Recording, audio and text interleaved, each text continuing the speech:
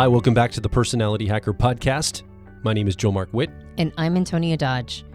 Recently, we created a program with Dr. Beatrice Chestnut and Aronio Paez, who are two teachers of the Enneagram personality system. And in that program, there was a phrase that they used a lot that I'm not sure if this is a standard part of the Enneagram community or if this is just a phrase that they use, but I loved it. And the phrase was being in personality. Now, to understand what that means to be in personality, the contrast was, well, they used it as a phrase in contrast to making the unconscious conscious. That is a major reason why a person would want to seek, say, the Enneagram personality system is to understand that it reflects back to an individual all of their unconscious patterns and behaviors, the things that come from not only pre-wiring, but also from wounding, the elements that make them behave in a way that, I guess you could say is kind of like a zombie. You just wander around behaving the way you behave, unaware of its impact on yourself and on other people. And so all of your unconscious behaviors stay unconscious. They had another phrase they used too, that they said it was, your personality is who you are not, which I thought was another great way of kind of saying the same thing. Right, particularly when it comes to the Enneagram, because the Enneagram is not, unlike, say, Myers-Briggs, which is effectively diagnosing the filters that your mind uses to understand information. Like Myers-Briggs is really functionally about, or effectively about, the cognitive functions. And those are just lenses, really. They're just ways of processing information and sort of understanding how your mind is going to, create certain styles of neural pathways and the kinds of things that you're pre-wired to focus on. The Enneagram is much more fleshed out about, vices and virtues and mental fixations and things that you overly focus on. And so the Enneagram is a really powerful personal growth tool for turning unconscious mental patterns and behaviors into conscious awareness. But before you do that, you are in what they stated multiple times, you are in personality, which means that you're like a fish in water.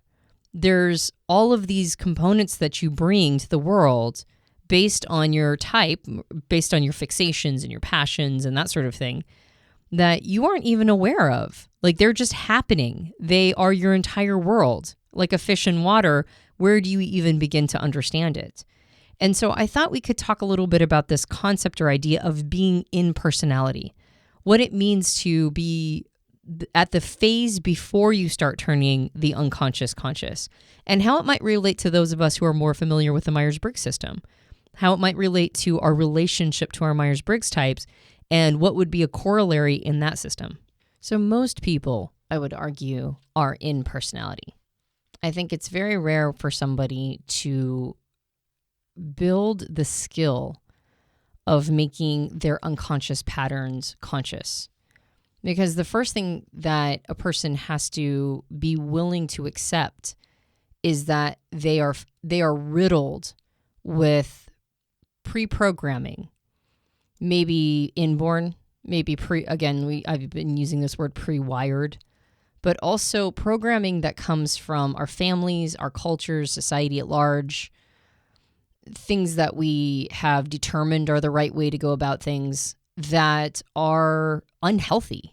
Like, the first thing that a person has to do in order to make the unconscious conscious is to be willing to see themselves as having unhealthy behavioral patterns, as being unhealthy. And I think particularly in the modern world, we have actually started to wire ourselves to see the outside world as being unhealthy and encroaching on us. Like, most of the patterns of unhealthiness are all out there, and they're all things that we have to deal with and push back against.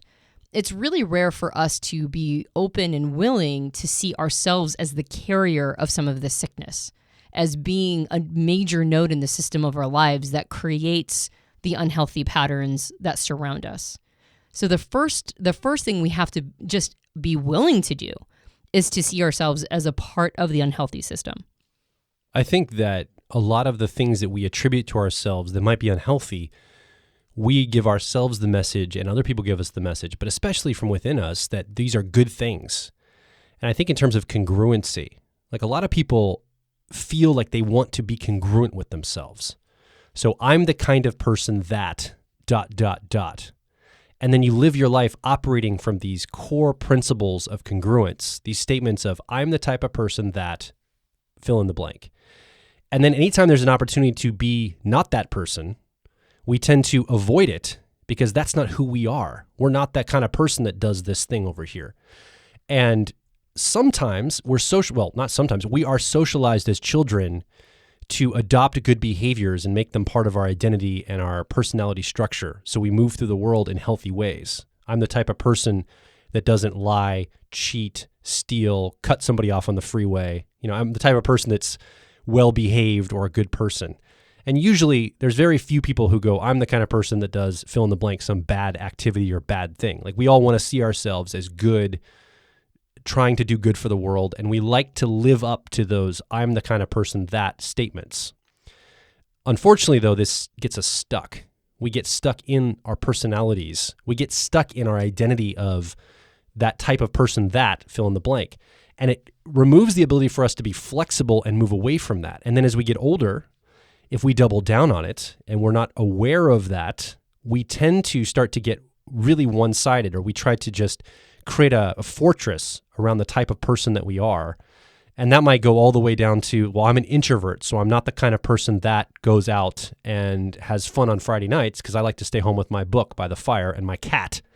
And now we're not doing healthy behaviors that will help round us out as people. And of course, you probably already know this, right? You've identified things in your life that have gotten you stuck in your personality, and you're probably listening to this podcast and pursuing other personal growth activities, looking for ways to stretch yourself out of those statements, those rigid controls you've put on your identity. Yeah, and of course, we also talk a lot about ego. And the ego is the part of us that wants to live. And so it always wants to look for its own advantage. It's always trying to leverage itself, and it protects itself against its own criticism. It protects itself against criticism from the outside, but also from its own criticism. Because if it starts to see itself as being less than, maybe it won't fight as hard to keep itself alive. Like if the ego starts to believe that it's not worth keeping alive, then now it's in a quandary because its whole job is to keep itself alive. And so we become hypersensitive to anything that threatens it. And there is benefit to having sensitivity, but the sensitivity is oftentimes the sensitivity that we want to build isn't the sensitivity to being easily wounded or easily offended or easily jarred. The sensitivity we want to build is the sensitivity of awareness, of the ability to use our senses to observe things as they're actually happening. There was a really interesting paragraph in a book that a friend of mine sent over that said, the paragraph was exploring the idea of being a mature adult and what it means to be mature. And the summation of it was that maturity is not needing to be lied to in any way. So effectively, the more mature, the more adult we are, the healthier we are as people, the less we need to create these delusions and these protections and fortresses around who we are that offend our sensibilities, that offend us, that somebody else would say show up in this way that reflects back something that I don't like about myself, or offended that somebody might criticize something, or I might see something that isn't great about myself. The more mature you get, there's no need to hide from these pieces of information. They're not there to assault you. They're there to assist you in making the unconscious conscious. I think about playing hide and go seek with my kids when they were little. If you're a parent, you've had this experience most likely where the kid at like age 4 or 5 goes and hides in the corner, and clearly in plain sight, like you can see them right there, but you have to pretend as a parent that you don't see them. Like, where's little Johnny? I don't know. Could he be under the cabinet? No, he's not under the cabinet. What about under the table? Not under the table. And you have to play this game with your kid, right? As a parent, you've done this before. And it's kind of like that's what came to mind when you said that. As maturity increases for your child, you don't have to create, a lie, quote unquote, or a narrative, a storybook narrative that they're hiding in the corner and you can't really, quote unquote, see them. It's the truth can come out. Like, I can see you, little Johnny, you're 12 now and you got to get better at hiding. Like, get better at your hiding game because you're mature now and I can see you clearly. And I think metaphorically, that's what you're talking about when you talk about what it's like to be an adult and what it's like in our personalities to not be lied to. Right. And so I think this idea of being in personality is effectively a state where you want everybody to help lie to you for yourself. You want everything to be part of this delusion you've created. And you need just enough truth in there. There needs to be just enough truth so that you can buy it. Because there's a certain percentage of information that if there's a certain percentage of truth in that information, we'll swallow the rest of it. And so we need just enough truth in there to make it so that we can swallow the pill. But we also need just enough lie in there so that we don't have to swallow the jagged pill of complete truth, because that can sometimes overwhelm us. The more sensitive we are to, the more the world defines itself as highly sensitive, the more we are jarred on a regular basis, maybe even on a daily basis. The more when somebody says something a certain way, it takes us aback. Or the more that somebody says something in a certain way, it offends our sensibilities and we feel a sense of outrage. The more that we are not people who accept the truth as it is. Because if a person says something in a certain way, that might not be defining reality, but it's defining their reality. And if we can handle them defining their reality and not introjecting it, not taking it on, not making it a problem that they see the world or reality in a certain way, when we are incapable of doing it for other people, it's because we haven't been able to do it for ourselves yet. We can't give a gift to somebody else that we haven't given to ourselves first, particularly when it comes to consciousness. So if we find ourselves constantly offended by other people or jarred by what they say, it's because we haven't built the facility to be able to be radically honest with ourselves first. We still find the things that we think jarring. We still find the things that we're saying to ourselves jarring. And we haven't been able to meet it as it is, hold it loosely, be able to engage with it in a way where we don't beat ourselves up for it or give ourselves a lack of grace around it. Sometimes we think truly abominable things. We're humans. That's part of being human. If we can't accept that there's a dark part of who we are and give ourselves space for it, then we're going to find ourselves jarring. We're going to be offended by everything that we think, or not everything, but a percentage of what we think. And if we can't give ourselves space for it, then the first thing that we've done is created a contract with ourselves that we're going to not see ourselves as we are. We're going to lie to ourselves.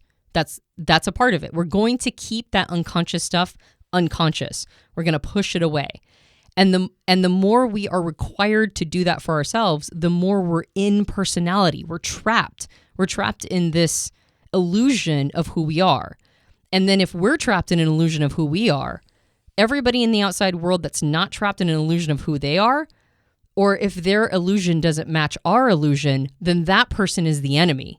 They are very offensive. That person, I can't believe they said that. I can't believe they'd think that. How could they possibly do that? And it's all just a mirror back to us that the outside world is not always in alignment with our illusions about ourselves. And that is a problem. That's a major problem for the ego.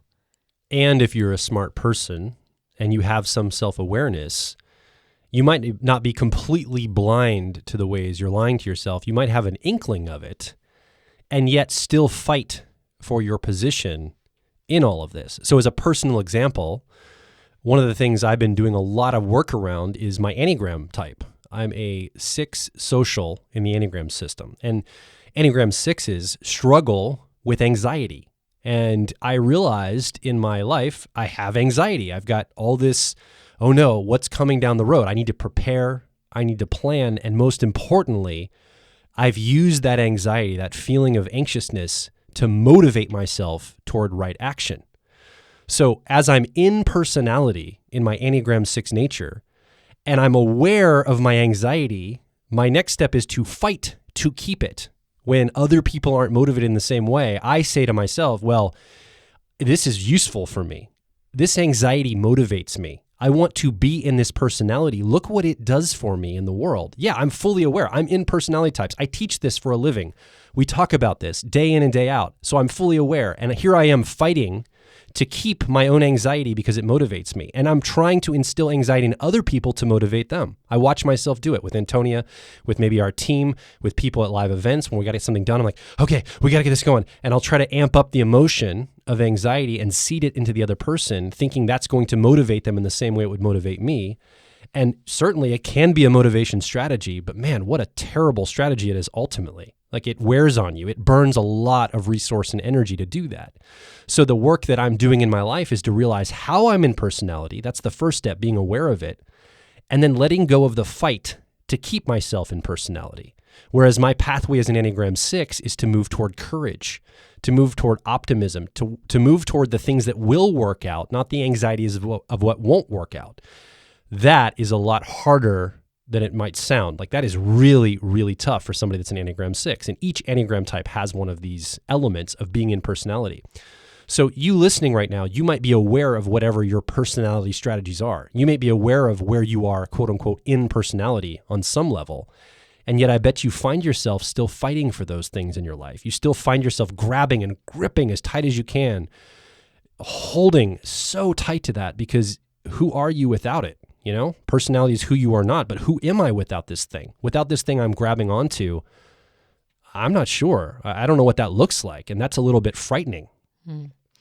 Yeah, I think that the Enneagram is so beautiful in expressing the path of going from being fully in this unconscious state to making the unconscious conscious. And as you mentioned, the challenge is that just doing that can be years worth of work. It can take years to make your patterns conscious.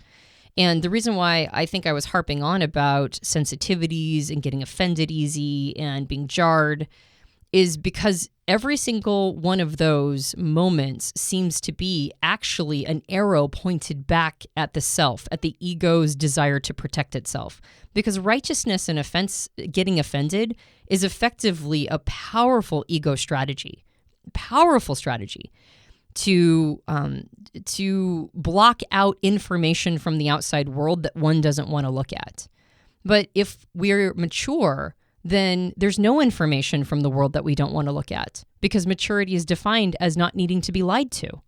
So if that is represented in the world, if that is something that exists, you don't want to push it away, because that's the same as, well, that's a lie of omission. It's basically telling everybody, okay, you don't have to tell me the opposite of truth, but just don't show truth to me directly. Let me go stand in the corner and pretend you can't see me.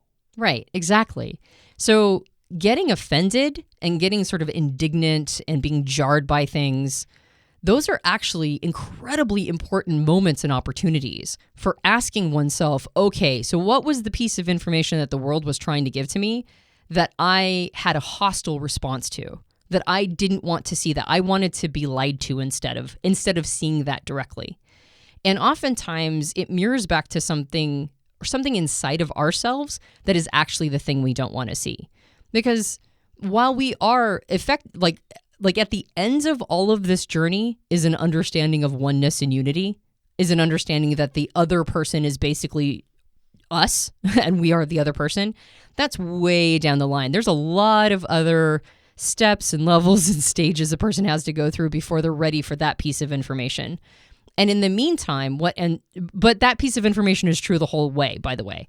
Every time you're offended by something in the outside world, that's a representation of you, all right? Because that is the end of the end of this road, the end of this journey is an understanding of oneness.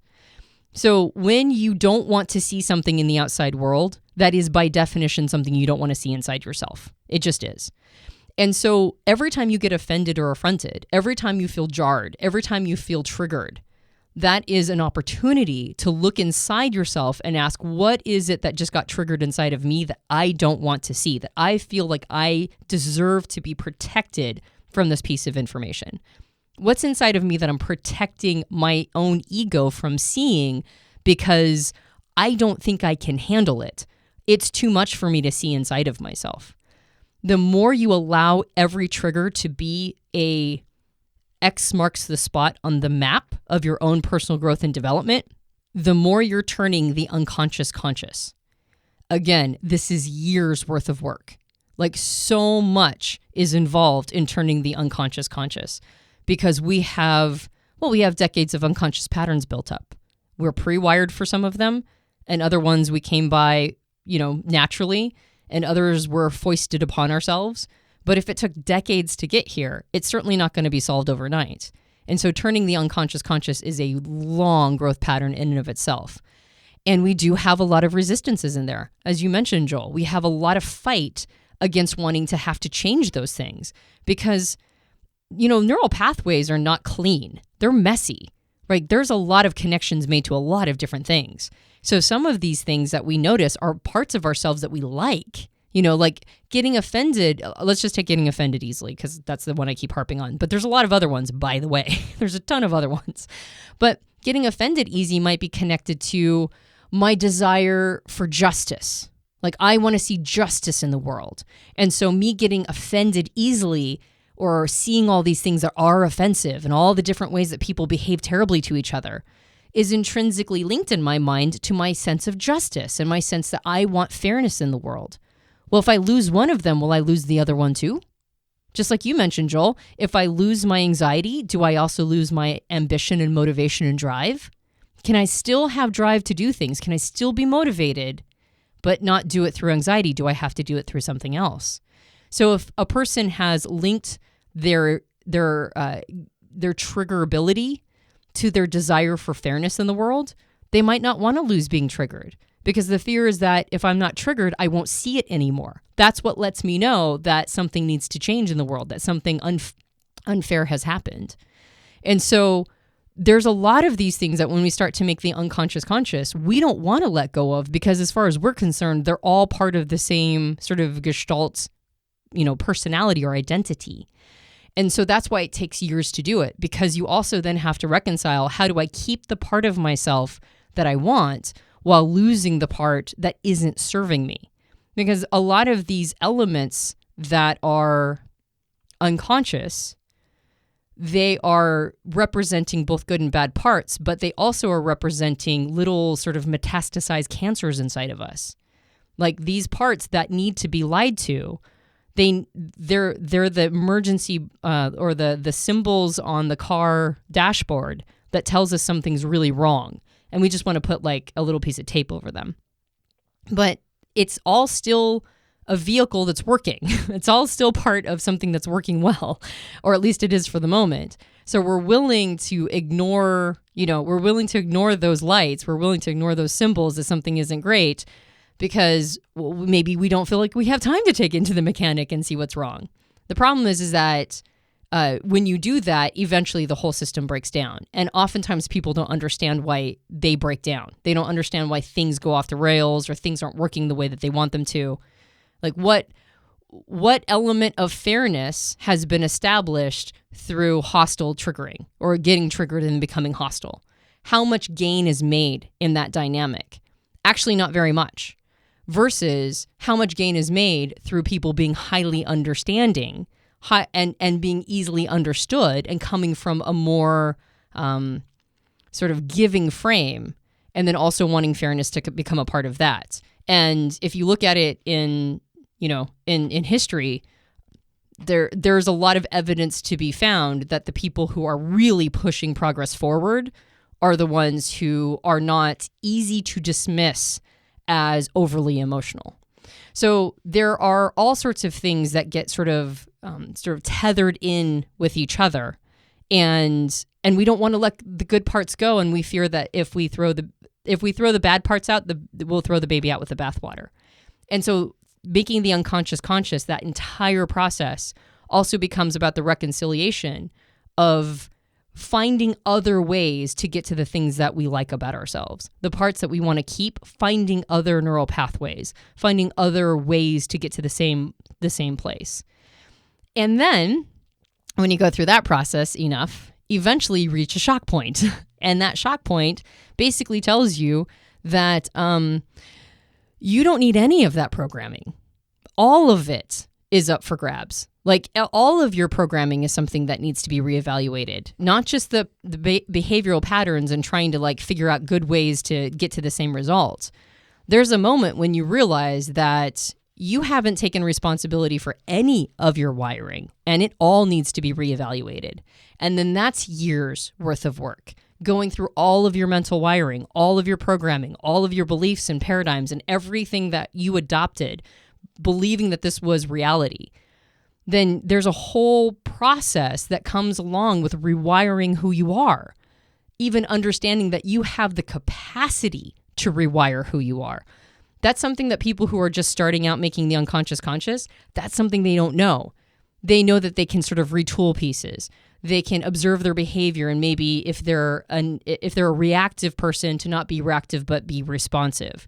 If they're a person who tends to have anger issues, to, sort of stamp down the anger and come from a place of understanding. Like there's a lot of these things that making the unconscious conscious will give you. But then you start realizing I've been implementing all of this in the worldview that I took for granted from the beginning. Now is a point where I realize that I can actually see the world in a profoundly different way. I might not even have a relationship to my old worldview anymore. I'm seeing things through a completely different paradigm. And then that's the next level of being out of personality. I think this is the good thing that postmodernism brings us, this premise level thinking, where postmodernism, as I'm seeing it, is there is no meta narrative. There's no one objective reality for all of us. Postmodernism says that each person creates their narrative structure as they enter the world. And that's why we have so many different narratives on the world stage these days. It's because we're in a very postmodern time period. And it's challenging because if everybody gets to make up their own reality, their own facts, their own viewpoint, how do you get anything done? How do you get any kind of coalition?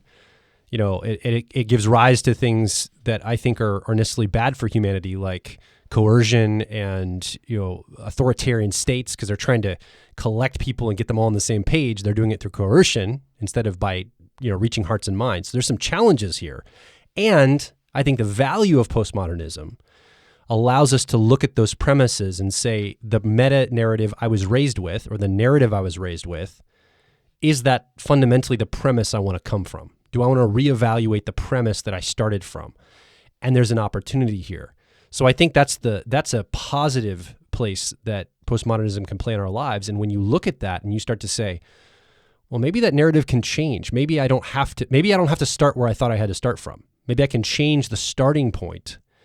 And all of a sudden, everything shifts for you. When you can look at it that way and say, well, maybe that's not where I need to start from, you have a lot more options and more flexibility. And now I think what can happen now at that point is your essence, your personality, the nominalization you put to yourself. For myself, I'm Joel. It's a label. It means a bunch of things. Joel means I'm not the kind of person that does this, or I'm the kind of person that does that, all these labels, all these frameworks.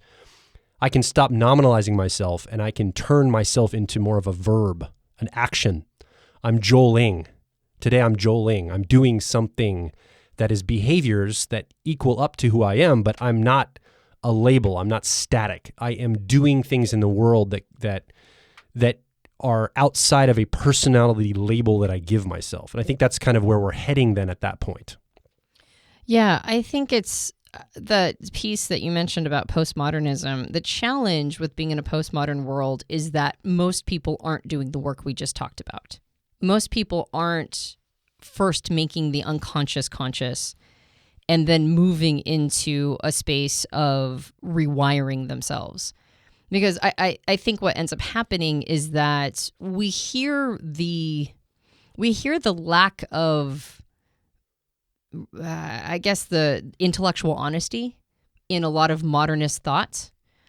we as a collective have gotten to a place where we know that the stories and narratives that we've been given from the past aren't necessarily accurate, or that they actually can be played with, and that, to the victor goes the ability to tell the story. We know that that's a truth, right? We know that the truism is that we are given stories and we're expected to believe them. So one size fits all. Right. And so we've made that unconscious conscious. Like the unconsciousness of being handed a narrative and having to believe it, that's become conscious for us.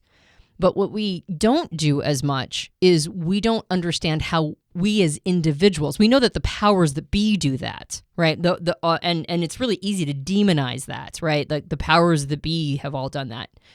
We forget how we do that as individuals. We forget that they all inherited stories too, that they were sort of pinging off of or building their own life story and narrative on top of, that they just never made it conscious, right? They stayed in an unconscious space of accepting the world around them and then behaving, in congruence with that world that they were given. And so because we have so much information and the ability to see so many different perspectives in the postmodern world, we know that they did that, but we forget that we as individuals do the exact same thing. And so there's a sense that people are awakened, but we forget that we are also a jumble of narratives and stories that protect our own egos, that keep us from being truly awakened ourselves. We will be right back.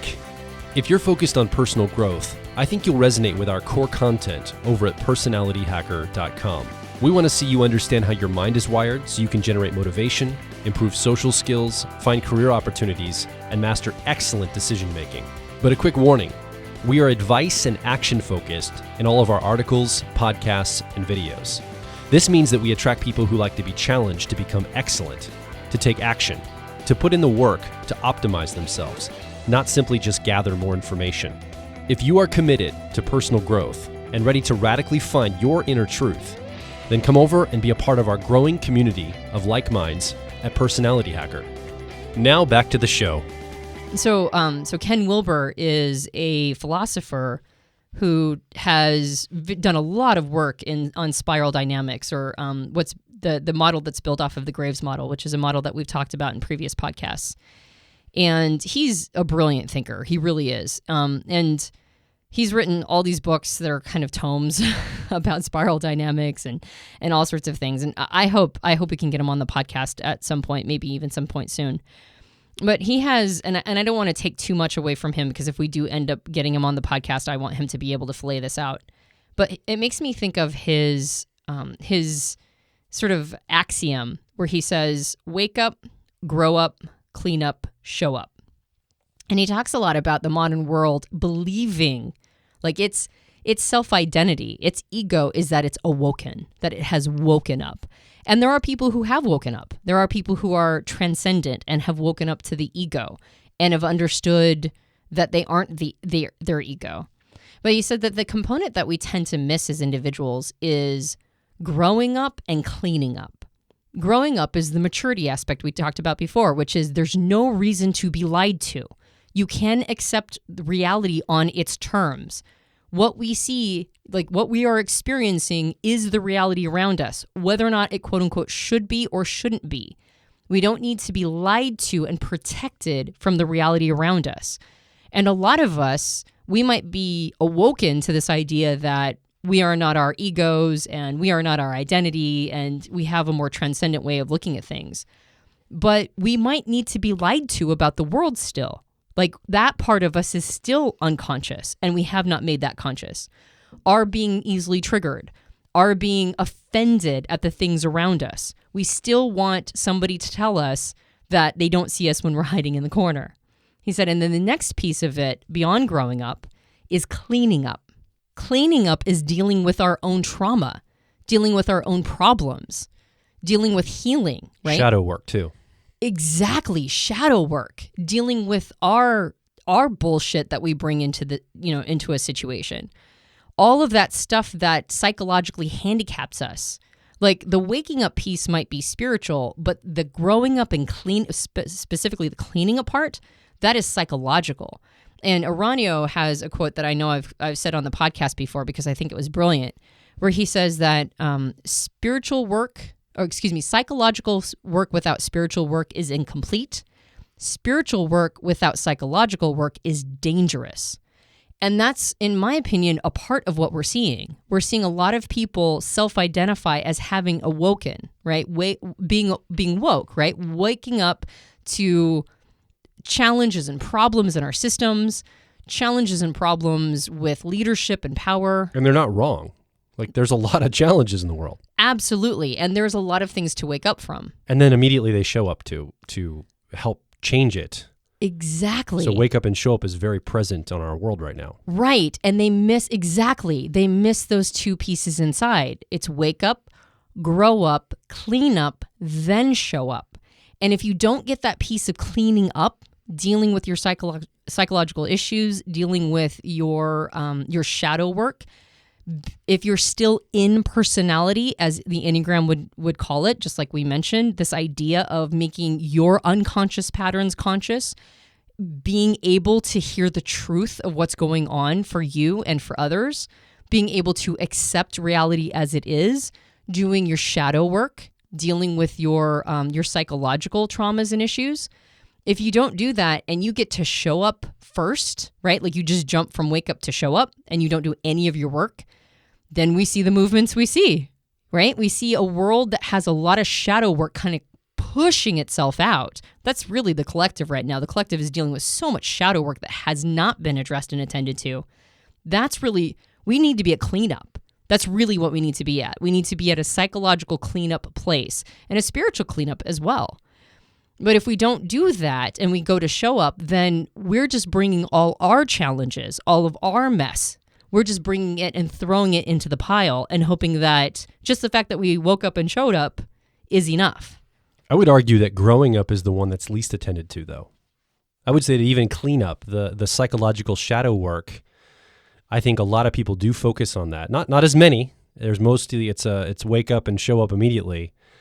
But the grow up part it's a blind spot for all of us. I think that's why, somebody like what's his name in Canada, the professor, Jordan Peterson. In his book, the 12 whatever guidelines or something, he talks about cleaning your room, right? Like focus on cleaning your bedroom. If you can focus on cleaning your bedroom and get that down, then you can certainly show up to the world and help make change. And I think he's trying to speak to this idea of there's a lack of maturity in a lot of us. And I mean, I'm preaching to myself here too. A lot of us lack maturity. Our world doesn't necessarily require us to grow up as quickly. And we love to be that kid in the corner lied to that no one can see us in the metaphorical hide and seek game. Well, I think with the grow up piece, and I think we did talk a lot about this idea of needing to be lied to versus not being lied to. And maybe it's an overly simplistic way to define growing up. That's, to me, the leverage point. The leverage point is being willing to see things as they are and then respond. But the grow up is also taking responsibility for yourself. I think that's completely accurate. And I think one of the reasons why it's easy for us to not grow up is because we're very protected. Like we're insulated from the things that our ancestors needed to do to survive. Like our systems take care of us. It's very easy to make sure that you get food every day, in at least in Western cultures. Whereas before, if you didn't farm it, right, or if you didn't hunt and gather for it, well, then you were screwed, right? Like now I just have to, I can go get a banana at a corner drugstore for 50 cents and I've got at least something to eat that day. So we're pretty protected away from survival, which is part of the process of growing up, was to understand our personal responsibility in taking care of ourselves. And a lot of what we experience is kind of handled for us. So grow up has become something new. I don't think it's ever going to be, unless we go totally post-apocalyptic, which fingers crossed we don't. But I think grow up means something different now for us, and we're going to have to redefine what grow up means. Yeah. Because grow up used to mean hit a certain age, You're 12, you're working on the farm. That's right. And, no questions asked, you're just doing it. Exactly. And there was no question about how you were going to be spending the rest of your life, which is making sure that you survive and those close to you survive. And there was also, you hit 13 years old and you have a coming of age, right? You have a rite of passage. In many, many cultures had rites of passage for boys and for girls. And that was your entrance into adulthood, and now everybody treated you different. Whereas now we have this extended adolescence, and the bridge between being a child and being an adult is a lot more murky. In some ways, there are things presented to us that we have to grow up very quickly psychologically to understand. Like, we're given content that is very mature at a very young age oftentimes. People see things that are potentially way more sophisticated than their ability to psychologically handle very young because their parents aren't monitoring, say, their content. But that's a different thing. Like being able to deal with images like sexual images or images of death and violence is very different than taking responsibility for ensuring that you're okay and the people around you are okay. Those are two different components of growing up in maturity. And so we think of ourselves as having to grow up quick, but really what we have to do is we have to brace ourselves quickly. We're exposed to things that we might not really know how to psychologically handle at a very early age, and then we conflate that with having matured. But if we see maturity and growing up as not needing to be lied to, then in a lot of ways, we're not very mature or grown up as people, like as a general rule. In times past, when, like in our ancestors had to deal with the complexities of life and death at a very early age, and they didn't need to be lied to because life was what it was, right? It was very small. The territory was very small, and they didn't have to take in a lot of it, and they had to deal with the realities of what was in their small village or tribe or whatever. Now we have so much information that we get to pick and choose the information we want to see. We have so much at our disposal that we get to decide the reality that we're going to see life through. And in that way, because we have so much choice, then we don't see the value of choosing something that we would find offensive. We see the things that we would find offensive as something that's an assault on us, and we push it away. And then the more we get in the habit of that and we habituate pushing away information we don't like, the more we need to be lied to.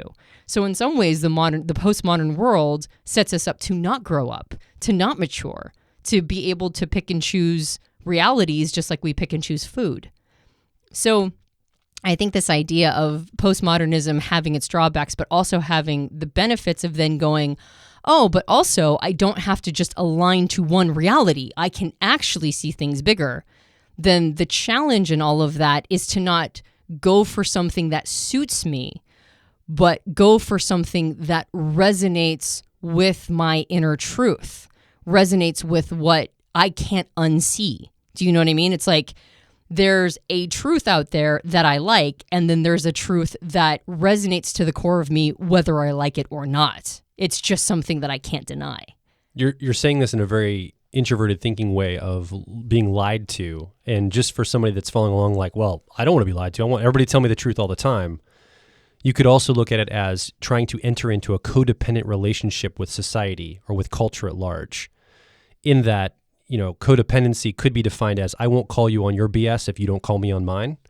So we enter in this codependent relationship like, okay, I'm not going to point out certain things as long as you don't point out stuff that I kind of feel insecure about.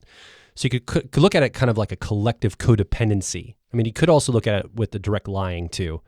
But when I'm playing that hide and go seek game with my child, I'm not calling it out what's going on. We're kind of in this like temporary codependent dynamic to where I'm going to pretend something, they're going to pretend something, we're not going to speak of it, and we're going to go ahead and play that game. And I think what we're talking about as you mature, we start to look at those things and go, you know what? I need to stop playing these games. I need to see truth for what it is. I need to see reality for what it is. And it's complex because often I hear people say, well, I am seeing reality for what it is. That's why I'm so upset, or that's why I'm so fill in the blank of whatever.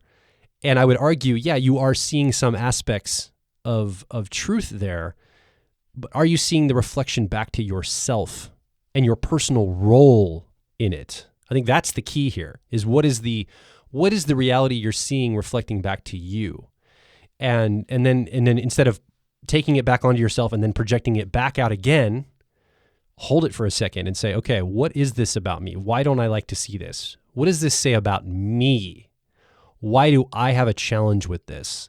And start to reflect on that. I think that's an opening for you to begin to move out of personality and into your true essence. Yeah, that projection introjection game, that one's a tricky one because it can turn into a hamster wheel. It can be like, well, okay, so if something's going on out there, then that's something that's part of my shadow that I need to attend to.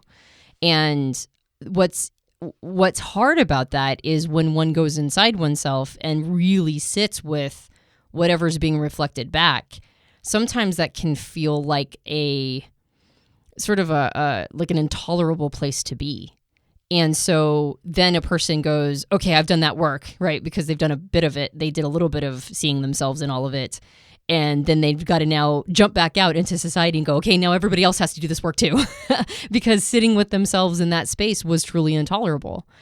You can see the people who do really substantial work as people who feel the full weight of all of it, do the cleanup work that they need to do, don't need to be lied to anymore, don't need to play that codependent game.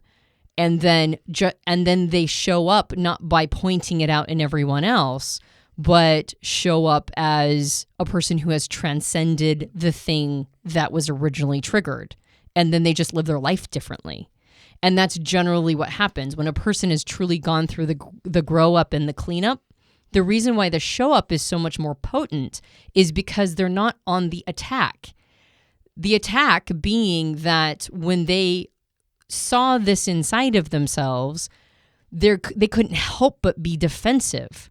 And so now in some ways, they're trying to get everybody else to no longer mirror this back to them because when they went inside, it was too much. It was intolerable.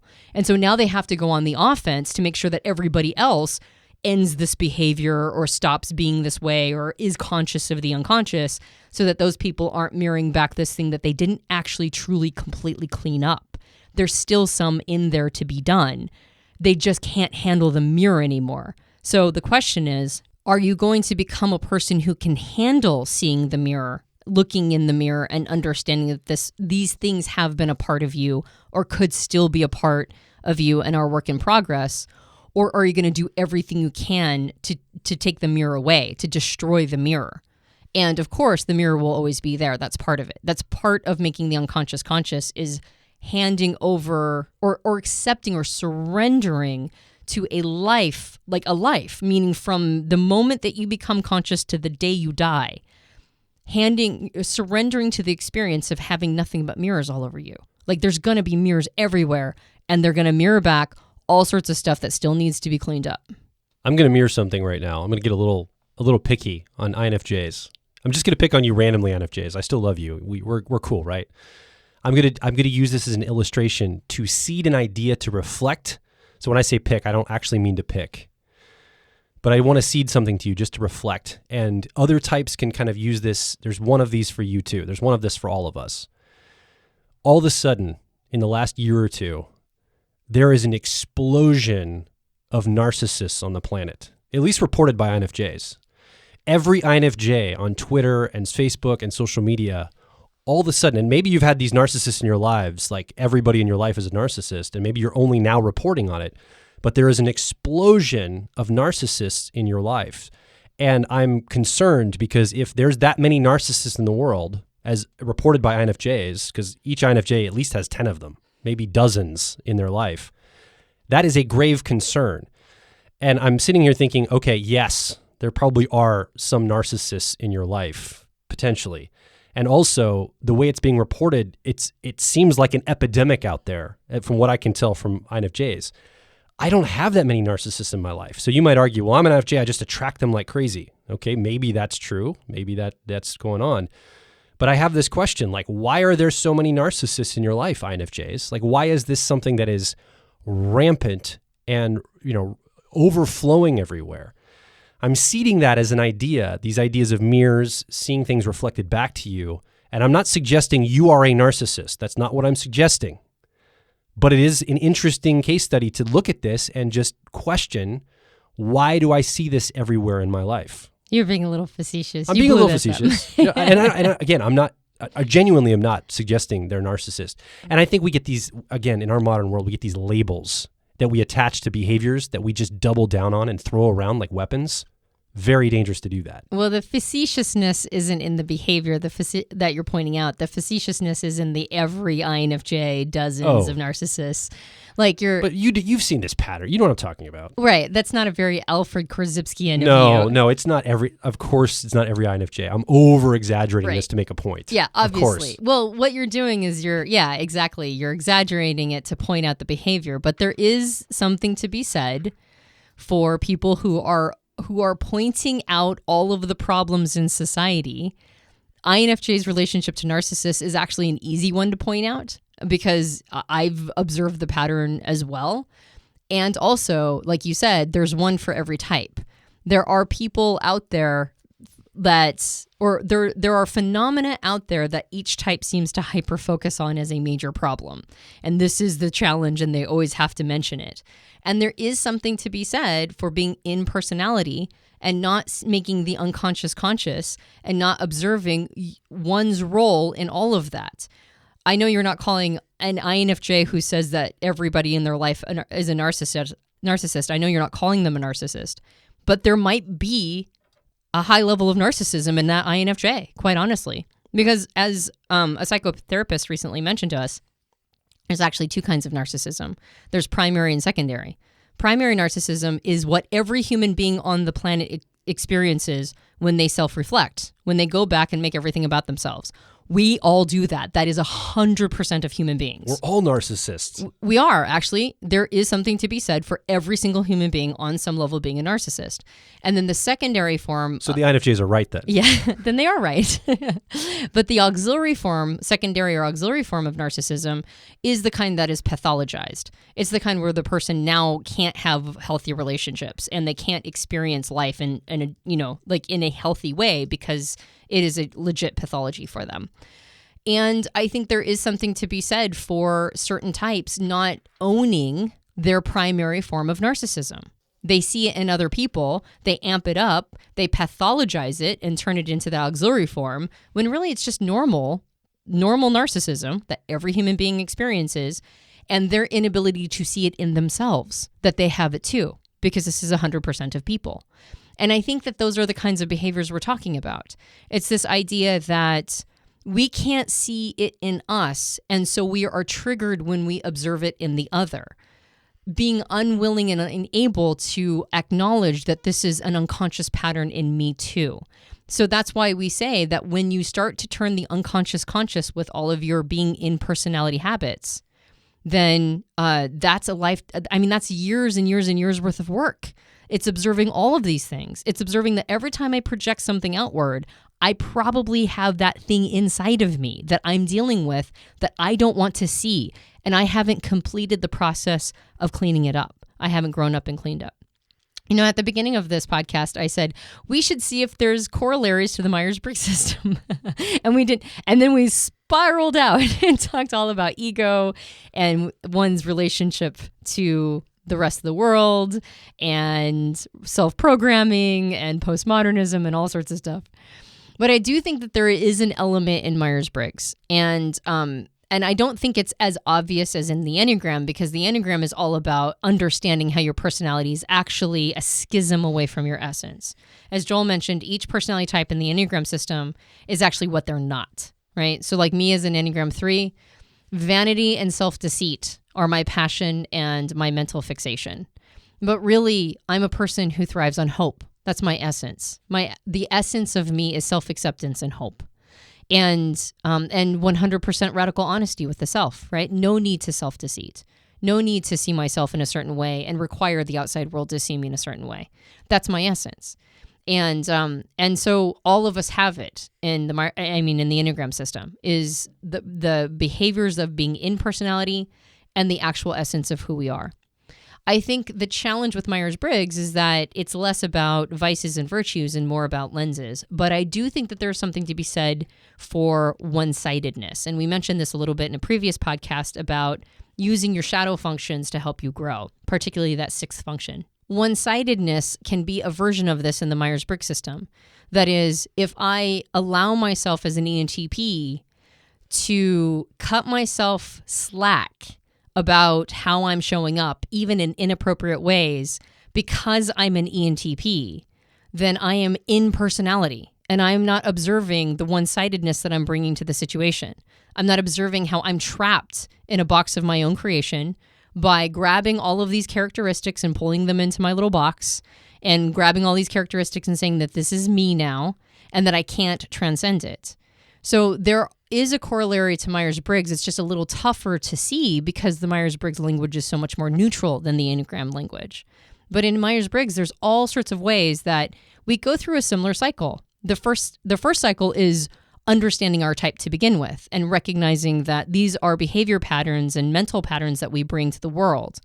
But then just like with the Enneagram, once you have explored those patterns and understood them, now it's time to make the unconscious conscious.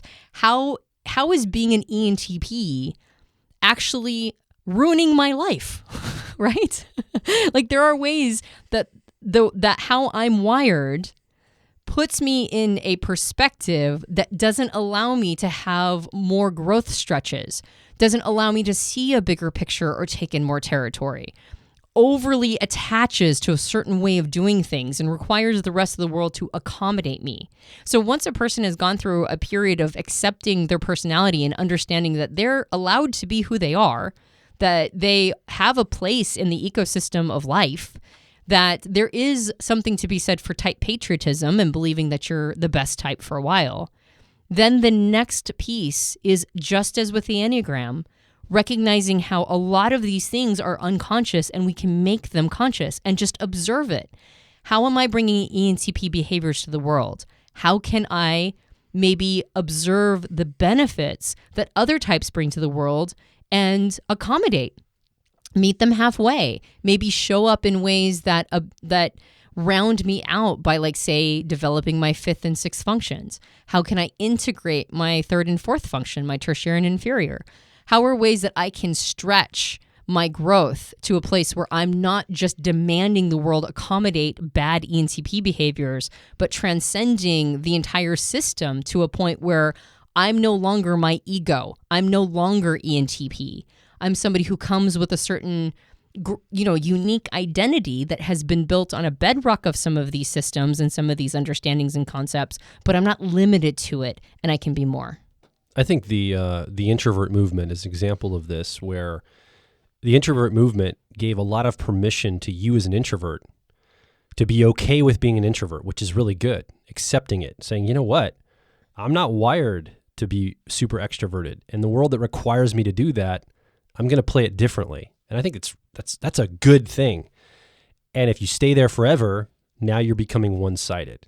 And so the encouragement is to stretch those extroverted functions and extroverted aspects of yourself. Don't double down on it. Don't just stay there and churn and get more insulated. You have to stretch out. I know I'm picking on introverts again. Extroverts have the same thing. We just have a culture that supports extroversion a little bit easier. It's a little bit easier sometimes for us to flow in and out of the culture because it's set up that way. Well, I mean, a corollary that we could identify with is being an intuitive. Yeah. It's great to understand what intuition is and have an awakening around it and accept the components of yourself that are highly intuitive and give yourself permission to be there.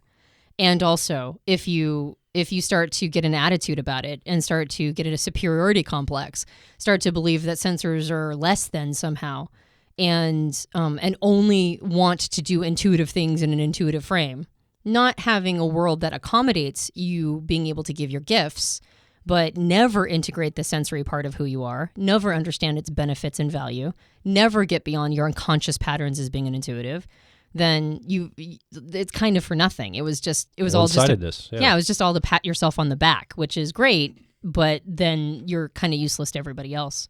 So we all have this. I mean, everybody struggles with these ideas of one-sidedness, being stuck in our personalities, and then when we're made aware of those things, fighting to keep them, which is what I end up doing. I'm like, no, I want this. I don't want to let go of this thing. It's worked so well for me. Why would I let go of the thing, the strategy that's gotten me through life up to this point with relative success? Why am I going to let go of that for the unknown? Are you insane? Of course I'm not going to do that. And yet I know personally that my path of growth is to let go of that one-sidedness and move to a more rounded personality and grow myself in that way and let go of some of the personality strategies, the passions and the fixations in the Enneagram model. Let go of those and turn into my pure essence as who I am at the core of who I am. These are things we want you to take away from this conversation today to start thinking about in your own life. Where are the ways that you've become one-sided? Where are the ways that you need to wake up, clean up, grow up, show up? Where are the ways that you're fixated on a passion or a fixation in your personality? Where are you stuck in personality? We want to hear from you as you think about the strategies and the ways you could lessen your grip on that. Yeah. How do you make your triggers your problem, not everybody else's? Yeah. That's a big one. I think if there's one perfect psychological cairn for the road or the trail to your growing up and cleaning up, it's triggers. Every time you're triggered, this is a cairn that tells you you are on the trail towards your growth and development. So how do you make those triggers your problem? How do you make them something that encourages you to look inward and make the unconscious conscious, as opposed to pushing it out and making it other people's problem? Anytime you say the phrase out loud or to yourself, you made me fill in the blank, that's a trigger. So nobody made you feel anything. That came from within you. That's you. You did that. You felt that. They were just the catalyst for it. Yeah. That's an access point for you to see where you're triggered and where you can let go of your personality more.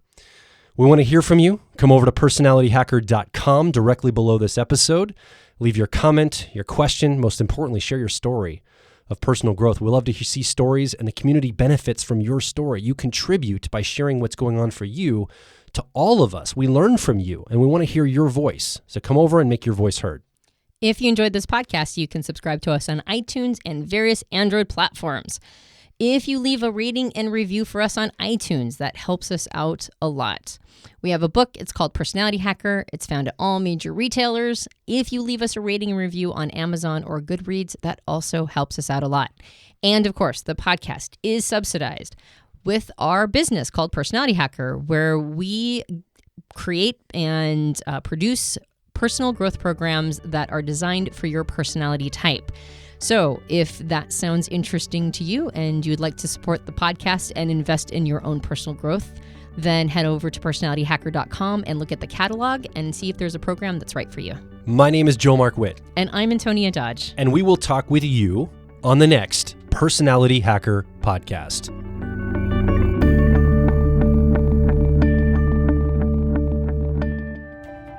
If you're focused on personal growth, I think you'll resonate with our core content over at personalityhacker.com. We want to see you understand how your mind is wired so you can generate motivation, improve social skills, find career opportunities, and master excellent decision making.